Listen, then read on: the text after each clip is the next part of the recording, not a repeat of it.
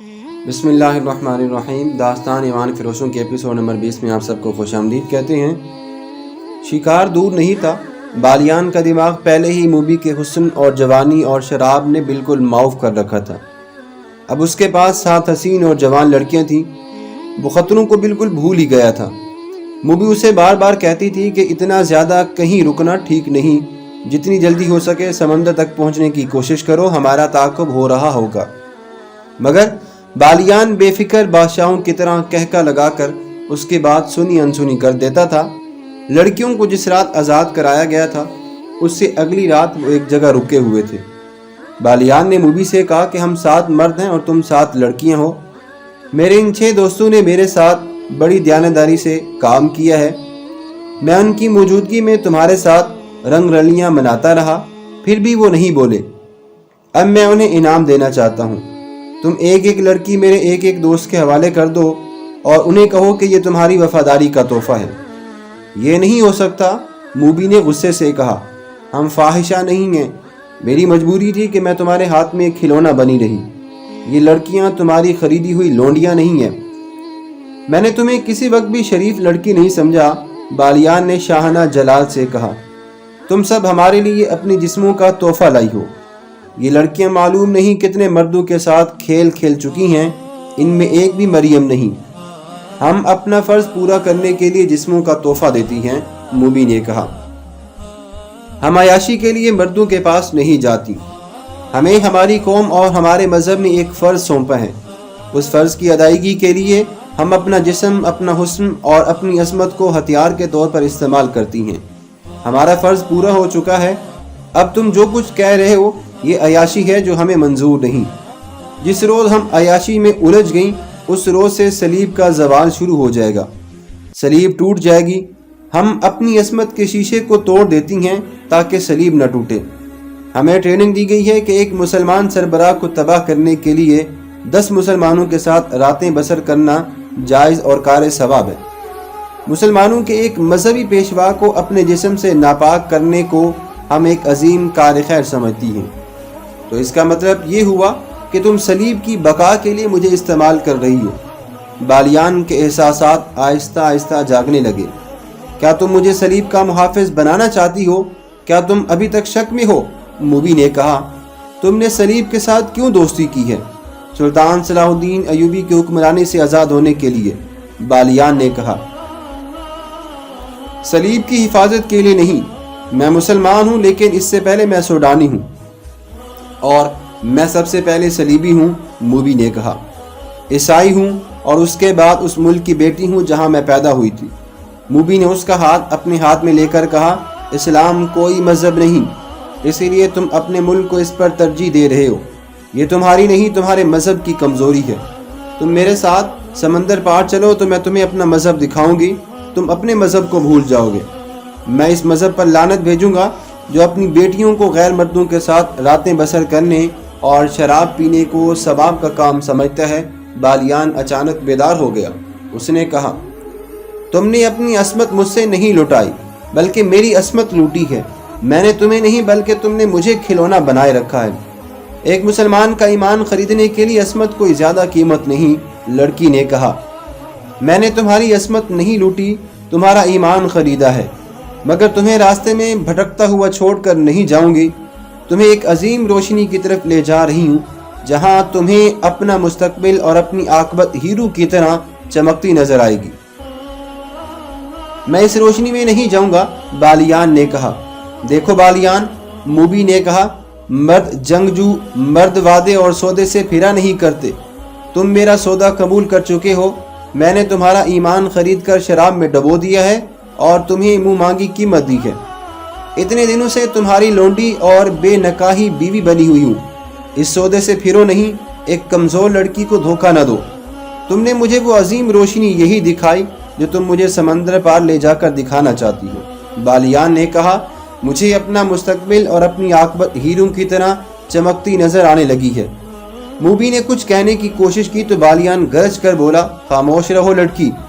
صلاح الدین ایوبی میرا دشمن ہو سکتا ہے لیکن میں اس کا رسول صلی اللہ علیہ وسلم کا دشمن نہیں ہو سکتا کہ جس کا صلاح الدین ایوبی بھی نام لیوا ہے۔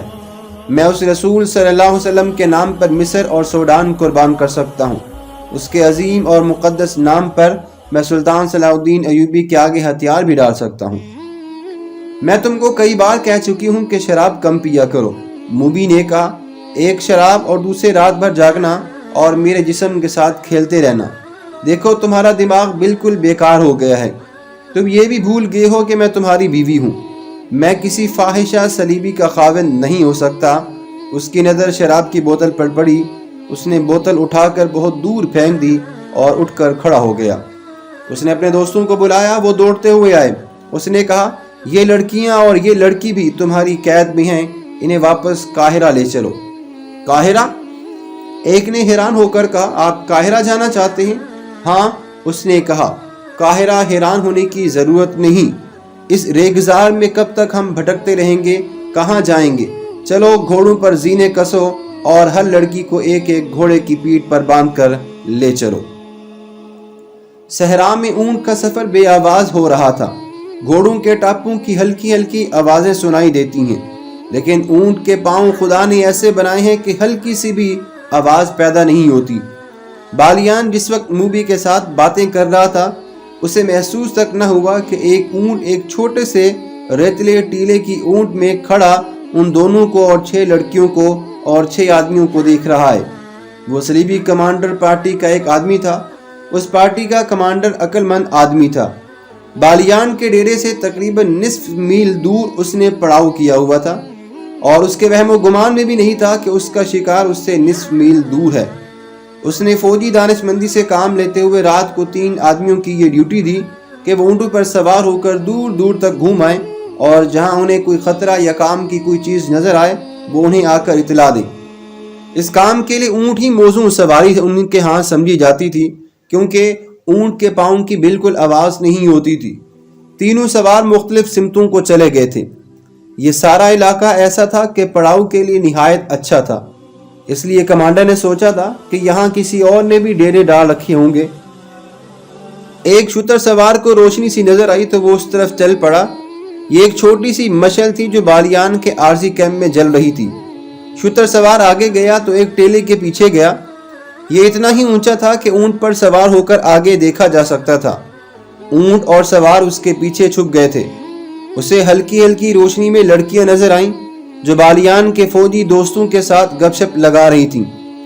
ان میں سے کچھ دور ایک اور لڑکی ایک آدمی کے ساتھ باتیں کرتے نظر آئی۔ ذرا دور بہت سے گھوڑے بھی بندھے ہوئے تھے۔ ان میں وہ گھوڑے بھی تھے جو ان لوگوں نے قیدیوں کے محافظوں کو قتل کر کے حاصل کیے تھے۔ صلیبی شتر سوار نے اونٹ کو موڑا، کچھ دور تک آہستہ آہستہ چلا اور پھر اونٹ کو دوڑا دیا۔ اونٹ کے لیے نصف میل کا فاصلہ کچھ بھی نہیں تھا۔ سوار نے اپنی پارٹی کو خوشخبری سنائی کہ شکار ہمارے قدموں میں ہے۔ کمانڈر نے ایک لمحہ بھی ضائع نہ کیا، شتر سوار سے ہدف کی تفصیل پوچھی اور پارٹی کو پیدل چلا دیا۔ گھوڑوں کے قدموں کی آواز سے شکار چوکنا ہو جانے کا خطرہ بھی بالکل تھا۔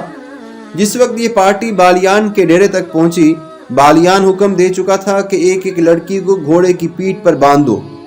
اس کے دوست حیرت زدہ ہو کر بالیان کو دیکھ رہے تھے کہ اس کا دماغ خراب ہو گیا ہے۔ انہوں نے اس کے ساتھ بحث شروع کر دی اور وقت یوں ہی ضائع ہوتا رہا۔